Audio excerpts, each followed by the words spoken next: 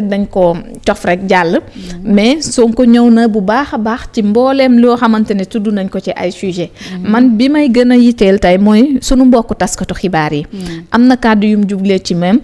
ñu ci bëri wax nañu waa CDEPS wax nañu Mamadou Ibra Kane d'ailleurs bëgg na sax gisee ak Ousmane Sonko mais menace lañu jàpp ni moom la def démb ndax am na ñu mu ne une yi ñu daan def ku ci ñeme na nga ko defaat loolu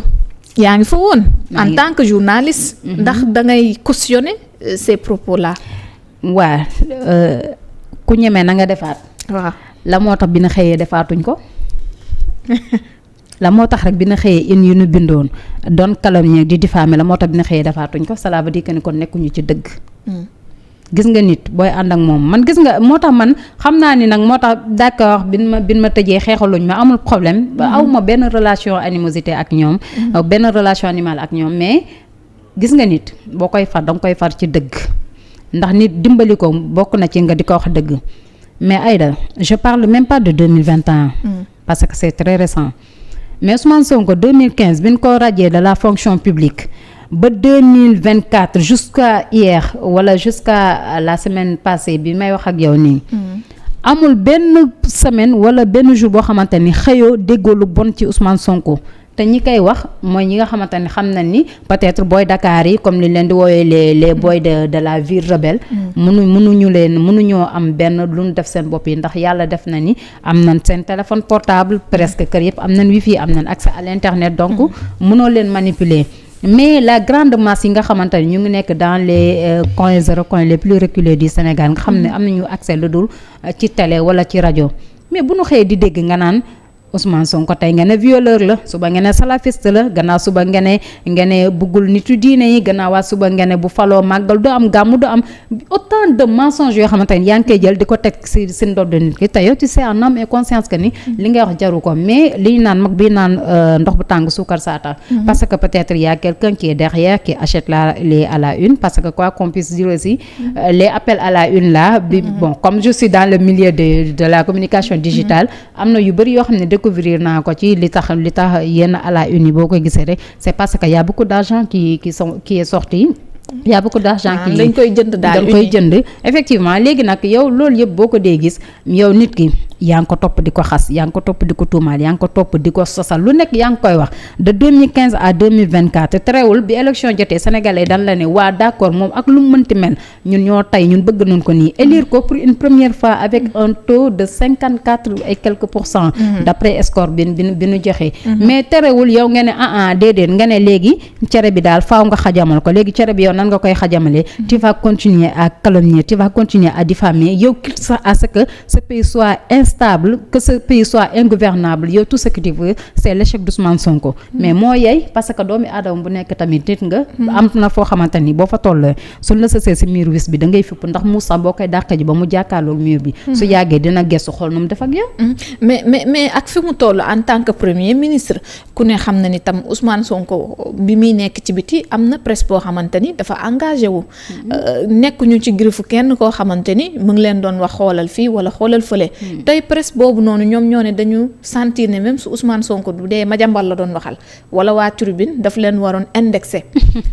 mu leer mu bañ a raax ñëpp ci li nga xamante ne mooy wax ji mais xanaa ay xanaa Madiambal ak waa Tribune ñoom ñoo mujjee wax mais ñi fi doon jël doomu jàmbur yi di leen accuser de force spéciale de force occulte de terroriste di wax ay attaques terroristes di xëy di def à la une yoo xamante ni c'est tellement grandiose avec la complicité de seen journalistes yi war a def les revues de presse après buñ ko liiree yow tu te demandes yow ndax y a deux Sénégal ndax yow bi nga nekk ak ñoom bi ñuy wax ci journaux yi ça fait tellement de donc du ñi kese du ñii ñoo mujjee wax certes mais am na ñu daan wax avant ñi mais en fait journalistes yi nga xamante ni ñoom Ousmane Sonko ça leur importe peu bu defee lu baax dinañ ko wax su defee naka su dul noonu dina indi seen argumentaire bu solide boo xam ne dinañ ko jël teg ko sur la table pourquoi ñooñu ne se sont pas sentis concernés waaye ku moom xar bi rek nga bàyyi bum bi di xëy ratatatata tey kenn aujourd'hui on dirait que le Sénégal ne souffre d'aucun problème parce que bi ma xëyee ba tey du matin au soir am Sonko indi Sonko laay parce que dañu tiit par rapport ak discours bi jàpp nañ ni mbaa duñu dund li nga xamante ni dund nañ ko ci régime bi wees beaucoup se sont posé cette question là non ça risque pas d'arriver parce que xam la moo tax le régime passé moom il avait un seul objectif, c'était liquider un adversaire politique qu'il considérait comme un potentiel challenger. Donc coûte que coûte il fallait l'éliminer, comme il avait déjà fait avec Karim Wade et Khalifa Sall. Mais bii nii en fait yow kaay man nee nga li ma def nii neexu la, andil argumentaire nga ñëw ñu def débat d'idées. Mais xanaa loolu ku am xel sax yow buñ la ci woowee nga war a mën a wuy, waaye déedéet damay xëy Ousmane Sonko par force gis naa ko nuyu na benn gel accolade na ko, gis naa Ousmane Sonko mu taxaw fee di reetaan benn ku jigéen, gis naa Ousmane Sonko mu def, gis naa maanaam yow si comme si toute l'actualité doit tourner autour d'une seule personne et de la plus mauvaise des manières ou bien de la plus négative des manières moom nga koy jël nga topp ko di ko diffamer di ko calomnier. En fait man li indi coow li sax foog naa ni affaire la générale Bokandé la si la bokk. Mais on nous parle déjà d'une masse muette qui est l'armée, mais yow non yow en fait wax ci armée malgré que ne amoo ci argument bu solide sax, parce que après bi ñu leen interpellé site bi ñu wax que ni moom moo nekk seen référence. Boo nekk journaliste bu sérieux sax waroo leen jël comme référence. Mais yow tout ce que tu veux que le pays soit instable, yow dëkk bi na jaxasoo, dëkk bi na kenn bu ko kenn mën a doxal. adduna bi yëpp nañ xam que ni le pays a échoué en choisissant le tandem Diomaye Sonko. yow moom moo la gënal, maanaam nekk ci di naan ci teen te saay boo xëy di ci sotti suuf di ñaan yàlla teen bi mu sakk moom moo dal ñenn ñi, parce que ils n'ont pas de problème avec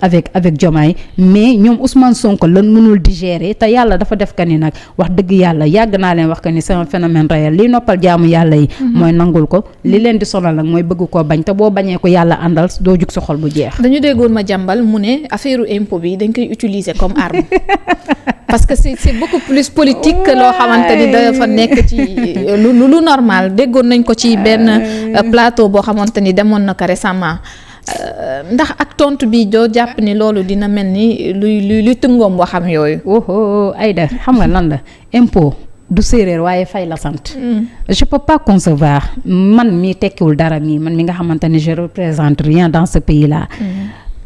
maire bi jaay gerte caaf ki yor boutique am ñi nga xamante ni ils sont pas des milliardaires, ils sont même pas des millionnaires. mën a fay impôt yow mi nga xamante ni yow l'état def bañ na ko ba sax dalay subventionné di la jox aide à la presse, yow nga war a jël sa impôt war ko fay parce que tu étais là à dire ce qui plaisait au régime sortant. mu naan la non dinaa la defal exonération fiscale, mais ay da 40 milliards yooyu noonu mënul tabax hôpitaux. 40 milliards yooyu noonu mënul samp ay forage. 40 milliards yooyu noonu mënuñu koo jël sax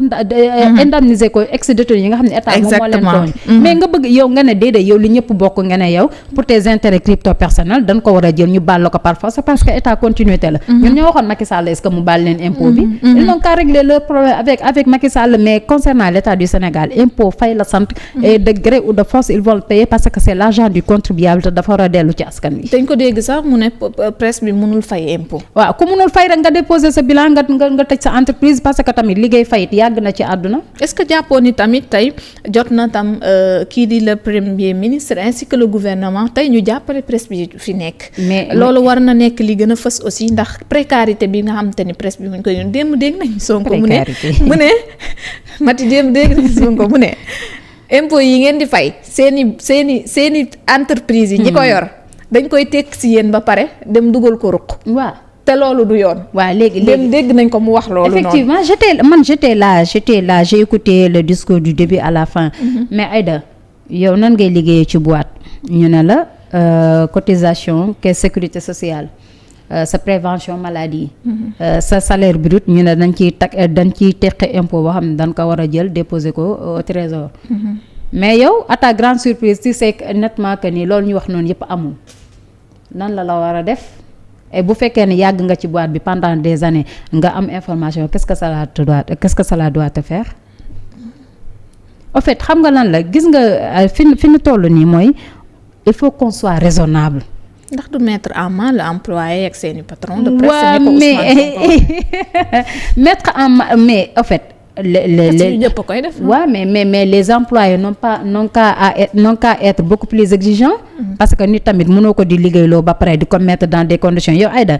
patron de presse dañoo rëy la meñ ñi di wax rek mais lu ñuy dundaloo seen employé yi kenn du ko wax. foo ko natt weesu voilà mu ngi noonu da ngay gis koo xamante ni yow non seulement duñ la utal contrat tu peux être dans une boîte pendant des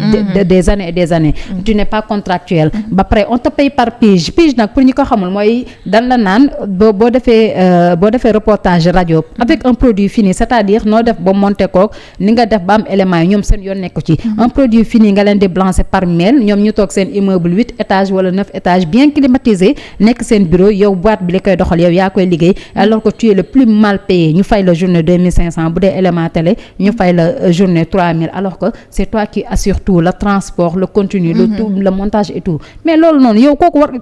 chaque année tu te permets de dire que ni tu fais un chiffre d'affaires qui dépasse les milliards ba pare nga taxaw fii ñu ne impôt nga ne doo ko fay santé seen bopp waaw mais xool soit nag ñoom kon li ñuy wax nekkul dëgg seen bopp la ñuy lëre wa ilaa dañuy nekk fi ni di jéem a teg xel mais quoi qu'il en soit ils ont deux options qui se présentent à eux soit ñu fay impôt wa ilaa ñu négocier pour fay ko par moratoire s'ils décident nag carrément de faire du gatsa c'est-à-dire que ni nee na du ñu fay ils n'ont qu'à déposer leur bilan jaay seeni matériel dédommager seeni employés dem seeti ji leneen point.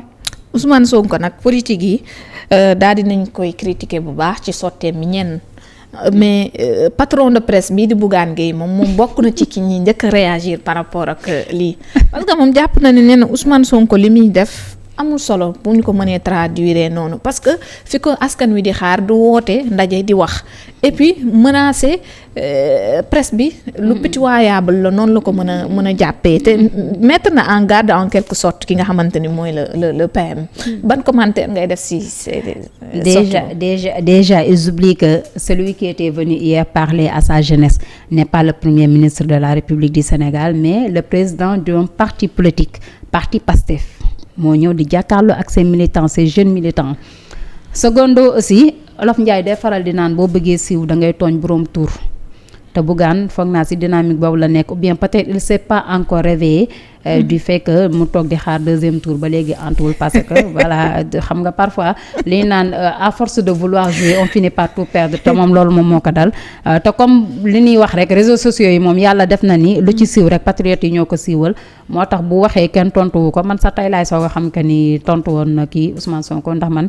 j'ai décidé maintenant de ne pas accorder trop d'importance aux débats inutiles parce que vraiment j'ai d'autres priorités waaw c'est un débat inutile parce que yow boo xastewul saagawoo man li ma la waxoon sànq rek su fekkee ne yow tu n'utilises pas ton média pour faire des insultes ou bien des vindictes ou bien pour calomnier ou bien pour diffamer tu te sentiras pas concerné par les déclarations d'Ousmane Sonko te wax na dëgg comme doon yow di yow ku nekk na ko natt sa bopp nit mënoo dëkkee suba ba jant soo nga topp ko di ko xas di ko saaga mu topp di ko muñ pendant des années bientôt 10 ans mu dem ba askan bi ne ko wóolu nan la tabb nan la yow si li muy def nga war ko cee critiquer soo amee looy wax nga wax cee moom nga ne non je vais continuer avec la vieille méthode c'est-à-dire continuer à insulter continuer à rendre ce pays ingouvernable. non suñu ko dégg mu wax ci ñaaw Bougane parce que depuis après l'élection présidentielle il est dans son coin. waaw mi ngi jàpp boppam. non en fait man la le jeu de Bougane je l'ai tellement compris que lenn rek laa jàpp ni moo ko tax di fi taxu nii di mel ni béy bu nu tëral ba war koo rendi mooy moom actuellement nii xam na ni carrément redressement fiscal mu ngi koy yott soit moom tam il doit payer léegi nag day def nii di def ay attaque de tout bord à tel point que soo ñëwoon tey def redressement fiscal mu ne c'est l'exécutif qui donne des ordres à la DGID pour suuxal boitam parce que dafa am un esprit critique à l'égard du gouvernement donc voilà lii naan day def beaucoup de tambour et de trompette nii pour comme ça leneen su ñëwee il pourra se victimiser mais ça passe pas parce que les Sénégalais ont compris depuis que moom li mu doon jooy ci régime bee la gis ci régime bi est-ce que tam mënuñu ko jël positivement rek Bougane lan la yokk Sénégal a créé na emploi mais yan emploi la créé ñim déjà ñi mu dàqoon si joni ba léegi nii fayagu leen ñooñu ba léegi ñu ngi topp di kaas am na ñoo xamante ne ñu ngi nekk ci biir boitam boobu noonu il travaille dans une précarité extrême na wax ci loolu noonu ay itam xam nga gis nga c'est bien de faire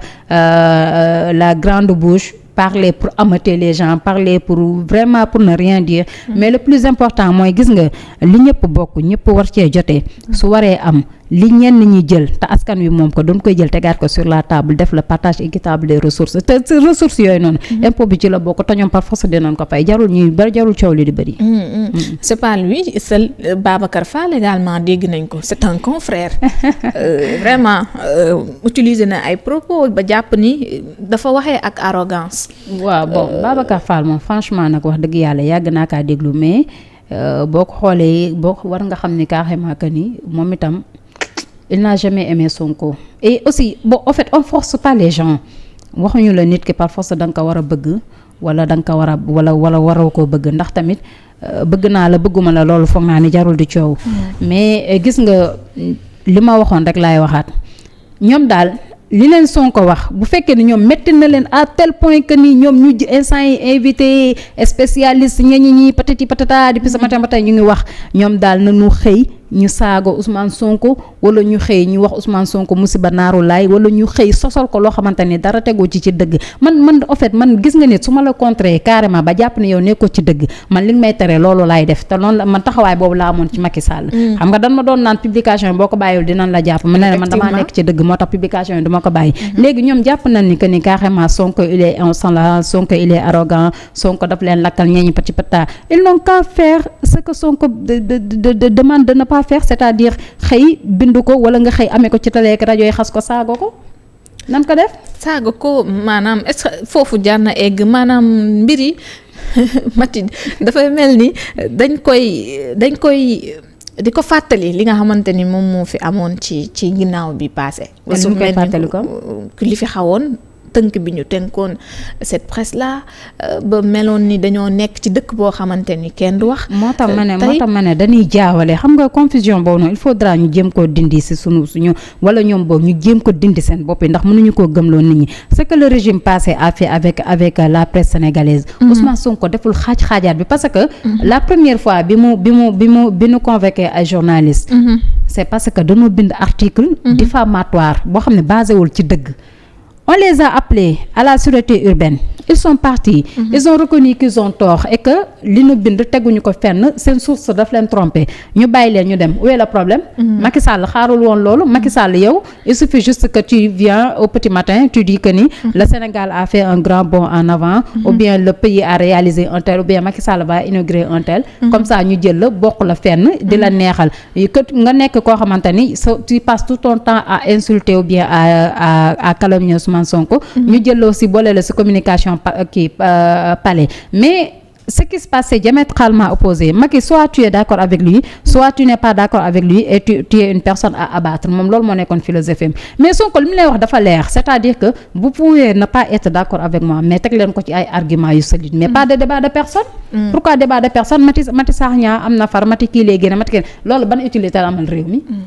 dafa am njëriñ. mais jàppoon itam c'est bien interpellation yi ñu ko defal. par rapport ak ci contexte bi ñu nekk bu fekkoon ay interpellation objective la basée sur un raisonnement solide.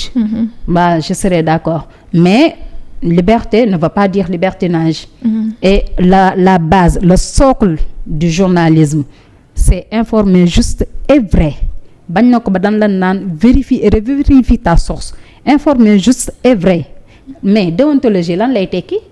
mais informer juste et vrai seulement rek nga xataraayu naan ay pourquoi muy wax naan ñi mais pourquoi. parce que soo gën a Sonko di ñu renvoyer ci code de la presse bi nga xamante ni ci la ñu war a mën a. code de la presse bi de duñ ci gaaw a tënk ndax patron yi arrangé wu leen. dans ce cas là les reporters vont pouvoir s'épanouir te ñoom bëgguñu reporters yi épanouir. ndax bëgguñu ñu am condition de vie bu normal dana bëgg ñu nekk dépendant à tel point que ce sera tout le temps de l'exploitation du l'homme par l'homme.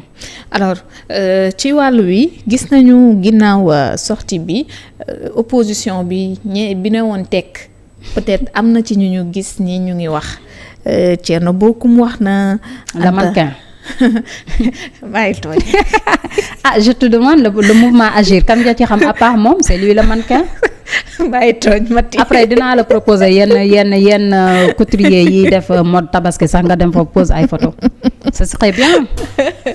en tout cas jàpp na ni Ousmane Sonko dafa nar a nekk di gouverner di opposé wu surtout Anta Babacar Ngom attends ma lire ko parce que ci ni nga xamante ni ñoo jigéen ñi sax moom moo ci njëkk a wax. te moom si on se rappelle bi jàppoon nañu ne waxoon na ni elle va s'opposer donc def na texte.